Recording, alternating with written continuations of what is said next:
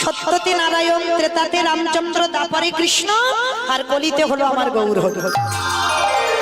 তাহলে আপনারা সত্যের মানুষ নয়, আমিও সত্যের মানুষ নয়, ত্রেতার মানুষ নয়, দাপরের মানুষ নয়, আমরা হলাম এই কলির মানুষ।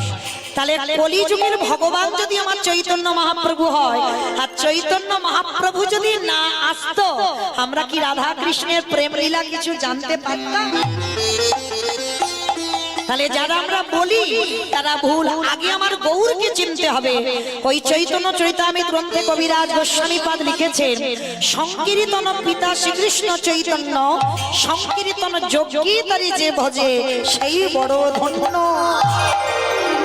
তাহলে মঙ্গলের জন্য যদি কীর্তন হয়, যে যাই ডাক না কেন বাবা, আগে আমার গৌর হরিকে ডাকতে হবে।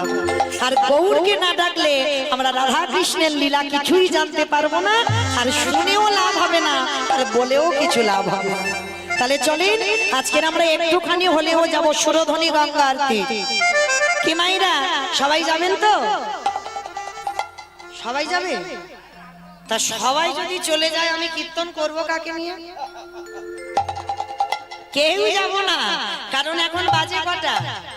এই সময় যদি তুমি এক্ষুনি নবদ্বীপে যেতে চাও না, কালকে সকালে বাবা এখান থেকে আমি কীর্তনে যাব নদিয়ায়, তাহলে এক্ষুনি যদি যেতে চাই, তাহলে বাবা লক্ষ্য করে দেখেন কি হচ্ছে। এক্ষুনি যদি যেতে চাও, তাহলে বাবা তোমার স্বামীর অনুমতি নিতে হবে, ছেলে বৌমার কাছ থেকে অর্ডার নিতে হবে, তারপরে তুমি যেতে পারবে, তাই না? এমনি এমনি তুমি যেতে পারবে, তোমার অনুমতি দেবে দেবে না, কিন্তু একজনের কোনো কৈফিয়ত বা কোনো অনুমতি নিতে হয়। বলো তো বাবা, সে কে? মন। বাহ, মন। এই মনটা হচ্ছে স্বাধীন। একে বাবা ছেলে বৌমাকে বলতে হবে না, আর নাতিপুতির অনুমতি নিতে হবে না, তোমার স্ত্রীর অনুমতি নিতে হবে না, তোমার স্বামীর অনুমতি নিতে হবে না। তাহলে থাক দেহগুলো সব স্বামীর ঘরে, আর মনগুলো নিয়ে যাব সুরধ্বনি গঙ্গার তীরে। আর সুরধ্বনি গঙ্গার তীরে গিয়ে দেখবো ব্রজেন্দ্র নন্দন কৃষ্ণ কলিকালে হয়েছে শ্রীকৃষ্ণ চৈতন্য মহাপ্রভু।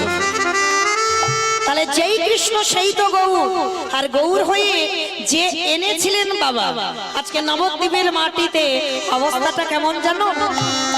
আজ নদী গা উদয়গিরি